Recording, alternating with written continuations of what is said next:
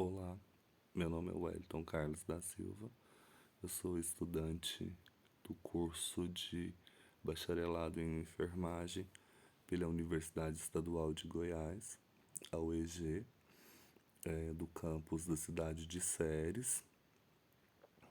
Vou apresentar agora o seminário sobre distúrbios da proliferação e da diferenciação celular. Esse trabalho ele tem como objetivo a aprovação de forma parcial na disciplina de patologia geral. Essa disciplina ela é ministrada pelo professor Walter Dias Júnior. Então, vou falar um pouco agora sobre os distúrbios da proliferação e da diferenciação celular. O que são esses distúrbios da proliferação e da diferenciação celular? Não, o aumento do número de células de um órgão ou parte desse órgão por aumento da proliferação celular, pelo aumento da multiplicação das células, mas com diferenciação normal. Esse aumento no número de células de um órgão pode ocorrer também por retardo na apoptose. A apoptose é a morte programada da célula, né? Então, o nosso organismo ele mata algumas células que estão danificadas ou infectadas por algum vírus ou mesmo células cancerígenas. Então, esse distúrbio da proliferação e da diferenciação celular, ele, ele acontece pelo aumento do número de células de um órgão, né? Pela proliferação, pela divisão celular, mas com uma diferenciação normal. Ele pode ocorrer também pelo retardo, né? Nesse processo da morte programada das células. Esse processo ocorre em células lábeis ou estáveis, é uma forma de adaptação celular. Eu vou falar sobre a hipertrofia. A hipertrofia, ainda falando sobre a proliferação celular, a hipertrofia ela é o aumento do tamanho de um órgão com consequências do aumento das funções celulares. Então, há um aumento das funções celulares e, consequentemente, há um aumento nesse órgão. Esse processo é chamado de hipertrofia. A hipertrofia mais comum, ela acontece na musculatura, que é a hipertrofia muscular. Ela pode ser provocada por fatores biológicos, como, por exemplo, o crescimento na fase da puberdade. Então, consequentemente, é um aumento do tamanho de alguns órgãos, né? Porque há um aumento também das funções celulares. Outro exemplo é a dilatação do útero durante a gravidez. A hipertrofia, ela também pode se desenvolver de maneira forçada, né, ou induzida, através da prática de musculação e do consumo de alimentos ricos em proteínas e de suplementos alimentares. Então, quando há a prática de musculação, consequentemente, há um aumento do tamanho de algum órgão. Então, a hipertrofia muscular ela é o aumento da massa muscular que provoca o crescimento visível da musculatura corporal. Sobre a hipoplasia ela é a diminuição da atividade formadora dos tecidos orgânicos. Então, é a diminuição da atividade formadora da pele e dos músculos.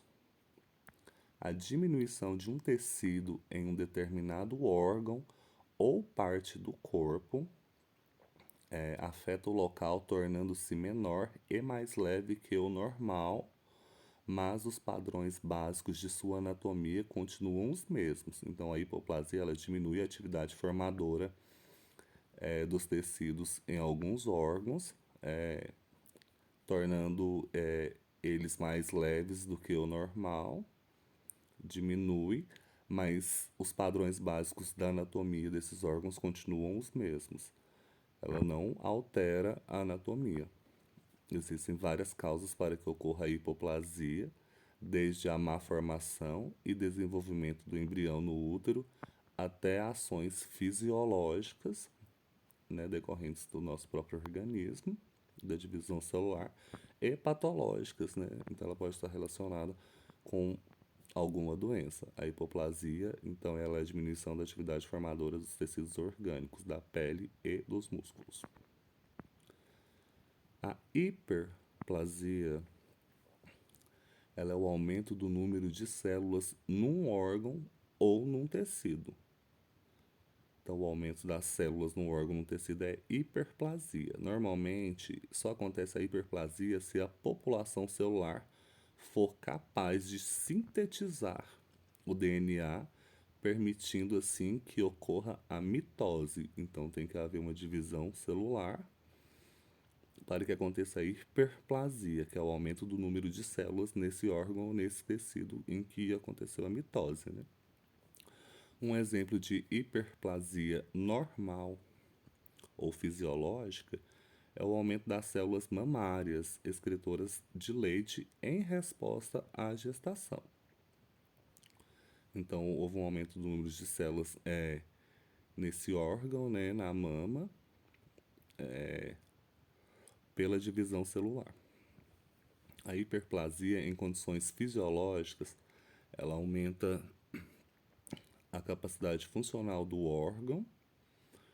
Ela ocorre após o aumento dos fatores de crescimento locais e dos receptores de crescimento nas células que se dividirão. Sobre a metaplasia ela é uma alteração reversível, onde em certas condições anormais, um tipo de tecido epitelial ou mesenquimal ele pode se transformar em outro tecido. Então, em geral, a metaplasia ela acontece quando mudanças no ambiente requerem que as células sejam mais robustas. Portanto, a metaplasia ela representa geralmente uma mudança indesejada, mas ela é uma alteração reversível, em que um tecido ele pode se transformar em outro, em decorrência da mutação celular, né? Porque as células, quando estão em determinados ambientes, elas precisam se adaptar. A displasia, ela é o nome dado para o desenvolvimento celular fora do normal, que pode gerar a má formação de um tecido ou órgão de qualquer parte do corpo humano. Então, o desenvolvimento celular fora do normal, que gera a má formação de um tecido ou órgão de qualquer parte do corpo humano, é chamado de displasia. As causas da displasia estão associadas, por exemplo, ao tabagismo, consumo de bebidas alcoólicas, a exposição a hormônios e infecções virais, elas costumam facilitar a ocorrência de displasia. Então, quando a gente está exposto ao cigarro, ao consumo de bebidas alcoólicas ou à exposição ao hormônio ou infecções virais, há um desenvolvimento celular fora do normal que pode gerar a má formação de um tecido ou órgão, que é chamado de displasia. Vamos falar agora sobre as neoplasias benignas e malignas. Então, o tumor ele corresponde ao aumento de volume observado numa parte qualquer do corpo. Quando esse tumor se dá por crescimento do número de células, ele é chamado de neoplasia. Então, quando há um crescimento muito grande ou exacerbado de células, e esse crescimento de células ele pode gerar um tumor. Esse processo é chamado de neoplasia. E essa neoplasia ela pode ser benigna ou maligna, né? Esse tumor pode ser benigno ou maligno. Então, a neoplasia benigna ela é um tumor que apresenta crescimento lento e organizado e que é formado por células semelhantes àquelas presentes no tecido normal. Os limites desse tumor da neoplasia benigna também são bem definidos e ele não é capaz de invadir os tecidos vizinhos ou provocar metástase. Então, é um crescimento do número de células que gera um tumor, mas esse tumor, ele, ele é formado por células semelhantes, né?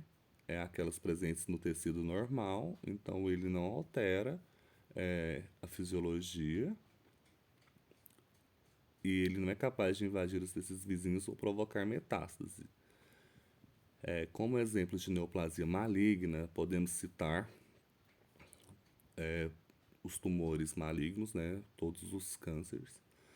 O câncer de mama, o câncer de próstata, o câncer de pele, o câncer coloretal e o câncer de colo do útero. A maioria dos cânceres, dos tumores de neoplasia maligna são esses citados. Vou falar um pouco agora sobre a carcinogênese e mecanismos de formação e desenvolvimento de neoplasias, né, de tumores. Então, a carcinogênese ela pode ser dividida conceitualmente em 4 etapas: a iniciação, a promoção, a conversão e progressão. E ela é o resultado de mutações em genes específicos relacionados ao controle da multiplicação e diferenciação celular. E a carcinogênese ela tá relacionada à sobrevivência celular. Então, as neoplasias elas ocorrem quando um determinado lugar do corpo produz muitas células de forma desordenada. Esse aumento das células provoca tumores nessas regiões e esses tumores são provocados em decorrência dessa neoplasia. Esses tumores eles podem ser benignos ou não, dependendo de suas características fisiológicas. Vou falar sobre os mecanismos epigenéticos na carcinogênese. Então, os principais mecanismos epigenéticos na carcinogênese são a metilação do DNA, a modificação de histonas, expressão de microRNAs e silenciamento gênico por heterocromatina. Todos esses mecanismos epigenéticos eles interferem na leitura da molécula de DNA sem alterar sua sequência. Então, quando acontecem as alterações na expressão do DNA, elas estão relacionadas com a carcinogênese de forma ambígua, tendo efeito de supressão tumoral em alguns casos, e a hiperexpressão de DNA relaciona-se à maior proliferação celular por diversos mecanismos e, consequentemente, maior agressividade biológica. Então, os principais mecanismos epigenéticos, eles interferem na leitura da molécula de DNA, mas não alteram a sequência. Então, ele continua se replicando, né? A carcinogênese viral, sobre a carcinogênese viral, ela é o processo pelo qual ocorre a intervenção direta de um vírus que, atuando em conjunto com outros fatores, leva à transformação de uma célula sadia em maligna. Então, a transformação de uma célula sadia em maligna por um vírus recebe o nome de carcinogênese viral. Então, a carcinogênese ela é a transformação da célula sadia em maligna. A carcinogênese viral é o processo pelo qual ocorre a intervenção direta de um vírus no organismo, né? Nesse processo de replicação celular, que atuando em conjunto com outros fatores, leva à transformação de uma célula sadia em maligna. Sobre a carcinogênese química, a carcinogênese química ela inclui 3 etapas definidas, como a iniciação, promoção e progressão. Cada uma delas caracteriza-se por transformações morfológicas e bioquímicas, né, no nosso organismo e resulta de alterações genéticas ou epigenéticas. Então, são transformações químicas que acontecem nas nossas células por um fator químico, né? Sobre as transformações celulares, sobre a carcinogênese por radiações, então o câncer, o CA, radioinduzido, como a própria nomenclatura indica, é todo aquele câncer que foi causado pela radiação, decorrente de uma exposição acidental, ocupacional, diagnóstica ou terapêutica. Ocorrem frequentemente dentro de volumes corporais irradiados como resultado de efeitos imediatos ou tardios. Então, todo câncer que foi causado por exposição, seja ela acidental ou não, a algum tipo de radiação com resultado imediato ou tardio, você pode ter hoje ou daqui a alguns anos, recebe o nome de carcinogênese por radiação. Então, são os tumores, né, o câncer, que ocorrem em decorrência dessa exposição à radiação. Efeitos locais e sistêmicos das neoplasias. As neoplasias são os tumores, né, já falado. As neoplasias benignas, elas crescem de maneira localizada e circunscrita. Elas não são letais, nem causam transtornos ao organismo. Elas podem evoluir despercebidas por um tempo, mas não causam danos fisiológicos. Já as neoplasias malignas, né, os tumores malignos, eles possuem um crescimento muito acelerado, eles infiltram em tecidos vizinhos e sofrem metástase, provocando perturbações homeostáticas graves que podem levar à morte. Essas foram as referências utilizadas nesse seminário de proliferação celular, né? É isso, obrigado.